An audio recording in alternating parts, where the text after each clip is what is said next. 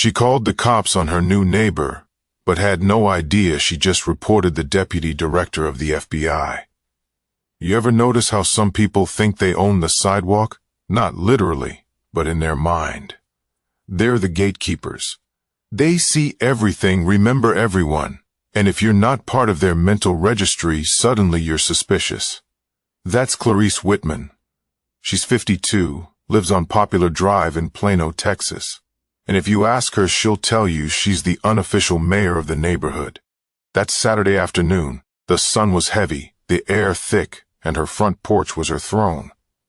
With a pair of binoculars on the little wicker table beside her iced lemonade, yes, binoculars, and a floral sun hat shading her pale forehead, she had nothing better to do but watch. She always watched.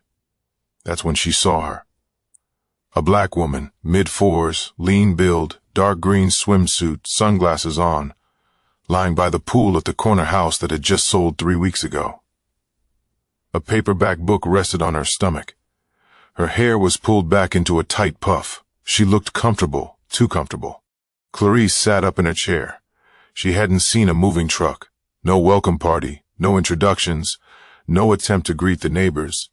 And now this woman had the audacity to sunbathe, like she owned the place. Clarice grabbed her phone and squinted at the figure again. Something felt off.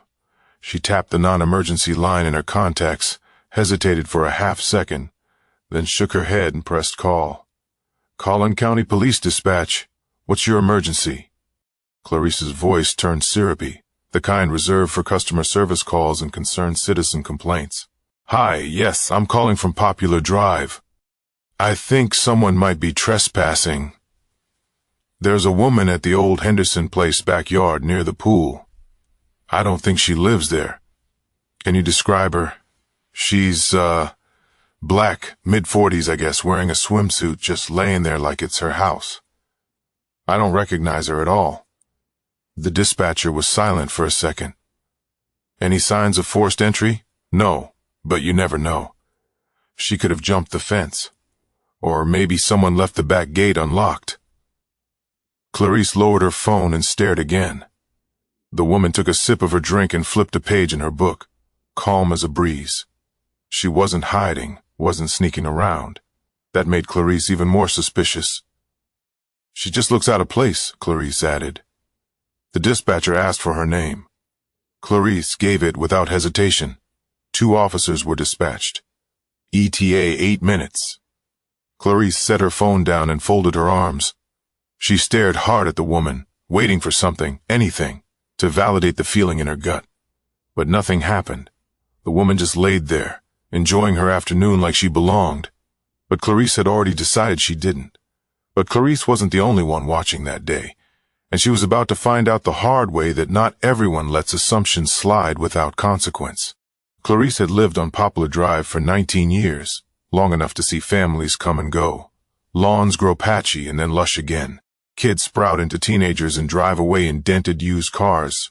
In her mind, she was the keeper of standards. If trash bins weren't rolled in by dusk, if grass reached over 2 in, if Halloween decorations stayed up past November 5th, Clarice noticed, and she remembered the corner house used to belong to the Hendersons.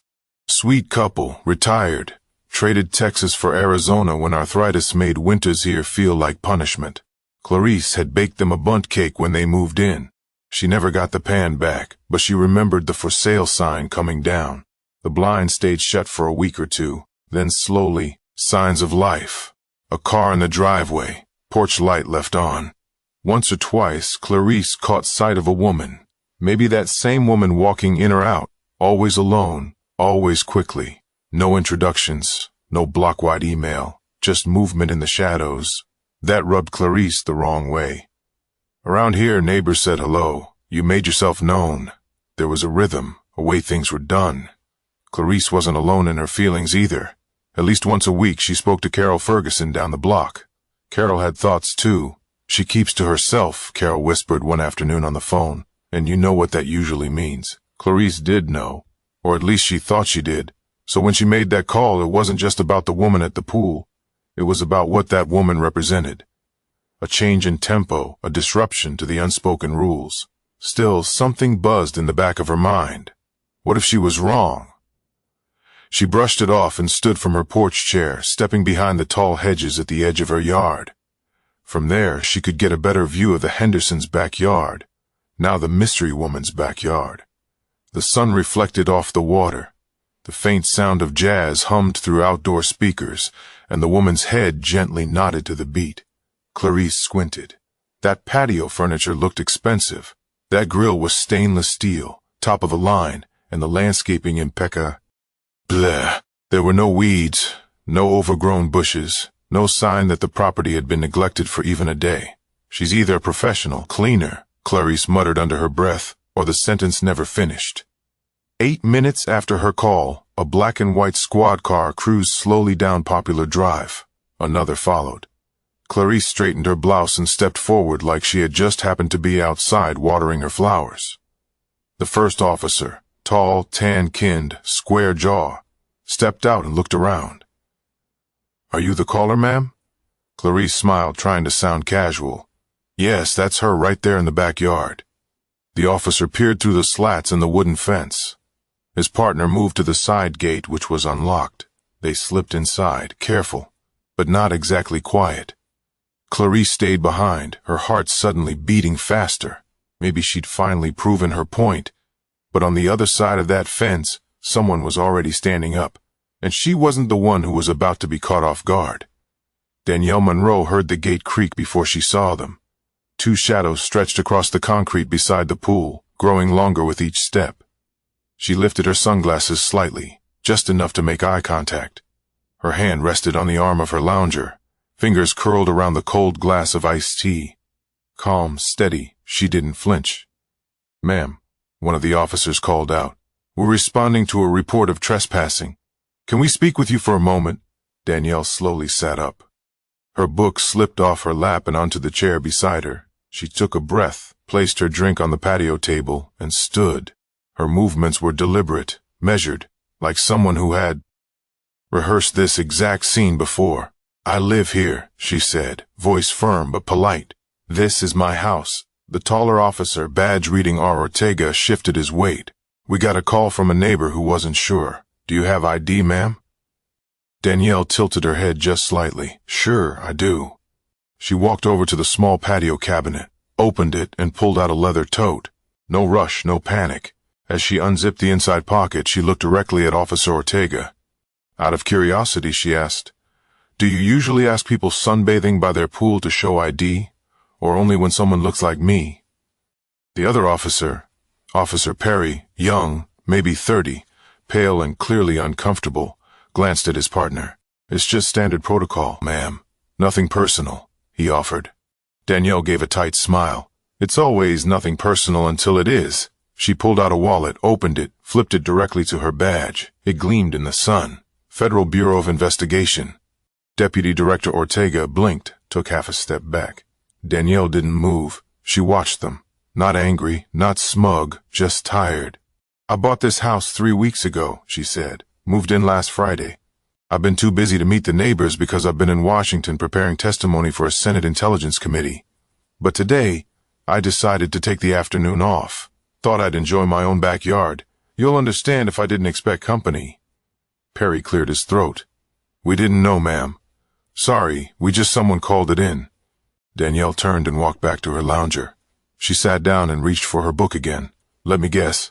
White woman, short brown hair, binoculars on the porch." Ortega didn't answer, but his eyes gave it away. Danielle nodded to herself. Figures. There was a pause. Neither officer knew what to say. The silence stretched until Danielle spoke again.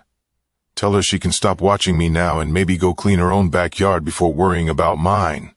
Officer Ortega muttered another apology, nodded, and the two turned to leave. The gate clicked shut behind them. Back on the porch, Clarice stood with arms crossed, trying to read the officers' faces. They didn't stop to talk, didn't say a word, just walked back to their cruisers and drove off. Clarice's stomach dropped. That woman wasn't a trespasser, she was the owner, and not just that, someone important. But this wasn't just a moment of embarrassment for Clarice. It was the start of a storm she couldn't control. and the neighborhood was about to feel it too. Clarice stood frozen on her porch, still holding her glass of lemonade like it could anchor her to the moment. Her face felt hot, not from the sun, but from something else. Shame, maybe, or fear, she wasn't sure which. The officers didn't even glance her way as they pulled off. No explanation, no handshake, just a tight turn of the wheel, and a quick roll down Poplar Drive like they were eager to escape the awkwardness that had just happened. Clarice looked back toward the yard. The woman, Danielle, was still there, sitting comfortably now, book in hand again. It was as if nothing had happened, as if Clarice hadn't tried to throw her afternoon into chaos with one phone call. Clarice stepped inside her house and shut the door. The air conditioning felt too cold against her skin. She walked to the kitchen and set the glass down on the counter, then stood there for a long moment, not moving. Deputy Director of the FBI. That sentence rolled around in her head like a stone in a dryer. She walked to the living room, picked up her tablet, and did a quick search. Danielle R. Monroe, FBI. The articles loaded instantly. Images of Danielle standing next to senators, giving press statements, attending high-security briefings. Appointed just 3 months ago, a career federal agent, Ivy League educated, commended for undercover work, lived briefly in D.C., Baltimore, Phoenix. Clarice stared at the screen, her face slowly draining of color. She wasn't just wrong, she was loud and wrong, and the whole thing, it was avoidable. Her phone buzzed.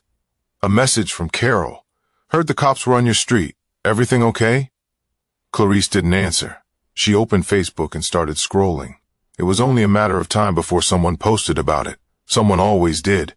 And sure enough, there it was. A blurry photo snapped through a fence. 2 cops in a backyard. A woman in a swimsuit holding what looked like a badge. The caption read, "When the new neighbor turns out to be a boss." The comments were worse.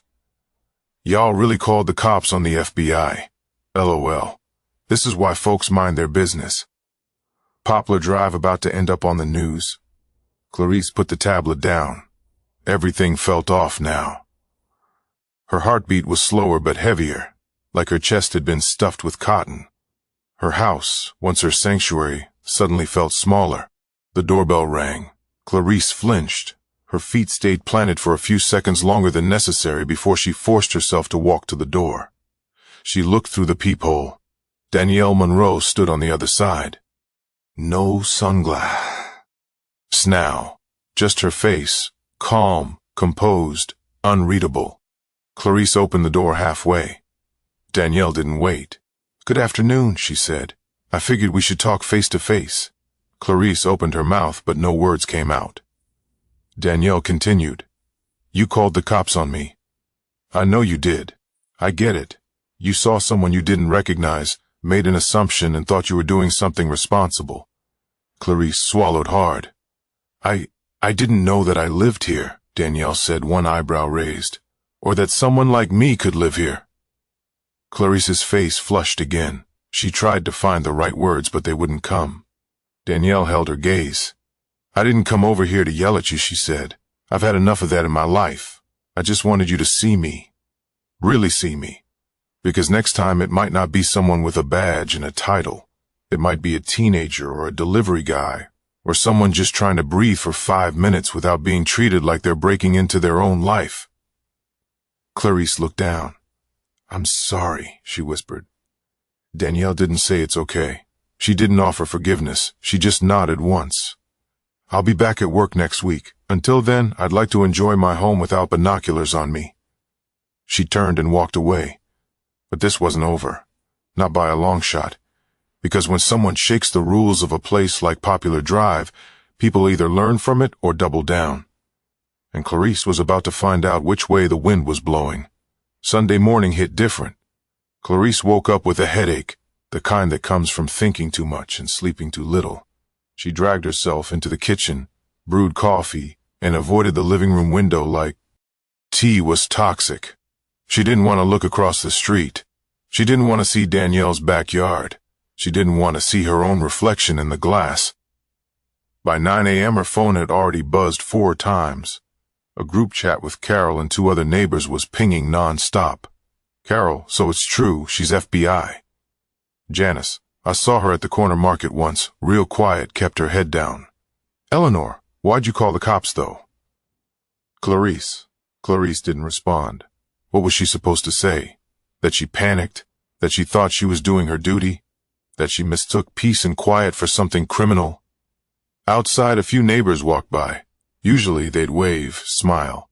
Today they barely looked at her house. Later that afternoon she walked to her mailbox. The sun was blazing, but her skin felt colder than ever. As she reached for the envelope bundle, she heard a voice from across the street. Afternoon. It was Mr. Singh, 3 doors down. Owned the blue pickup with the faded bumper sticker. Retired math teacher, usually friendly.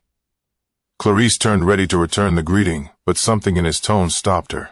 He didn't smile, he didn't wave. "Lot of people talking," he said flatly. "I told my daughter to Google your name. Said if someone was going to call the cops over sunbathing, she ought to know what kind of place she's visiting." Clarice opened her mouth, but Mr. Singh had already turned away. Inside, she sat at her dining room table and stared out the front window. Her block, the one she'd always tried to keep in order, was now moving without her, like she wasn't part of it anymore. The doorbell rang again. Clarice froze, but it wasn't Danielle this time. It was Office R. Ortega. She opened the door slowly. "Afternoon, Miss Whitman," he said. "Just wanted to follow up about yesterday's call and clarify something." Clarice blinked. "Okay, you should know. Every time someone files a report like that, especially when there's no threat, no crime, and it turns out to be nothing, it's recorded and flagged." She stiffened.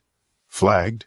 He nodded. "Yes, ma'am, because if it becomes a pattern, the person making those calls might be investigated for harassment or discrimination, depending on context." Clarice didn't speak, he continued. "We take our time seriously, and the communities too." She nodded once, embarrassed, humiliated. Ortega gave her a look, not cruel, not harsh, just steady. "I'm not here to scold, but I think it's time you think real hard about what made you call and who you thought you were protecting this neighborhood from." Then he tipped his head and walked off. Clarice shut the door quietly behind him. She sat back down, heart pounding, face hot. The line between watching out and watching over had blurred. She'd convinced herself she was a guardian of Popular Drive, but now people were guarding themselves from her. But sometimes the most painful part isn't public shame. It's facing the truth in private, and Clarice was about to sit with hers whether she liked it or not. Clarice didn't leave the house for the rest of the day. She didn't pull weeds like she usually did. Didn't fold her chair out on the porch. The binoculars were still there collecting dust. By Monday morning, the whole street seemed quieter. Not in the comforting way she was used to, but in that people watching you now kind of quiet. The kind where doors closed a little faster when she walked by. Where conversations paused when she approached. That evening, just before dusk, Danielle stood at her mailbox. Same calm posture, same silent confidence. But this time, she wasn't alone. A few neighbors had gathered, Mr. Singh, the Lopez kids riding scooters, even Carol pretending to fix her roses while peeking over the fence. Danielle waved politely, exchanged small talk with Mr. Singh, and laughed at something his daughter said. Clarice watched from behind her curtain, her stomach tight. Danielle saw her. They locked eyes only for a moment, but it was enough. Later that week, an email went out to the entire block. Danielle had offered to host a neighborhood meet and greet that Saturday afternoon. Snacks, music, conversation. The message read, "Let's get to know each other beyond the window pane." Clarice didn't please reply, but when Saturday came, she stood by her front door, dressed and ready, just in case. And after nearly 20 minutes of pacing and guilt, she finally stepped outside. She walked across the street carrying a plate of lemon bars wrapped in foil. Her hands trembled and every step felt like walking into a courtroom. Danielle saw her coming. This time she smiled, a real one. It wasn't warm exactly, but it wasn't cold either. It was something in the middle, real. Clarice offered the plate. "They're homemade." Danielle took them without breaking eye contact. "Thank you." There was a pause. Then Clarice, her voice barely above a whisper, said, I had a lot of excuses. None of them were good. Danielle nodded slowly, acknowledging it as a start. Clarice looked down, then back up. You didn't have to invite me. I didn't, Danielle said. But I figure, Ed, you needed it more than anyone. That line hit hard, but it didn't sting. It landed exactly where it should. Clarice stood beside her for the next hour, listening to conversations she'd never thought she'd be part of. She learned Danielle had nieces in Dallas, that she loved spicy food, that she once worked undercover at a pharmaceutical company for 9 months straight. And for the first time in a long time, Clarice felt like she was learning instead of judging. Because here's the truth. It's easy to build fences in your head, easy to think you're the center of a place just because you've been there the longest. But the world doesn't spin around your comfort, and neighborhoods aren't safer when you call the cops on what you don't understand. They're safer when you listen, when you check yourself before checking others. Danielle didn't have to extend that olive branch, but she did. And Clarice didn't have to take it, but she did. Because growth isn't about getting it perfect the first time. It's about choosing to do better next time. So if you've ever made a snap judgment about someone who didn't look like they belonged, ask yourself, belong to what exactly? And who gave you the right to decide? That's today's story. If it made you pause, reflect, or just see things from a new angle, share it. Talk about it. Because change doesn't happen in silence. It starts with conversations like these.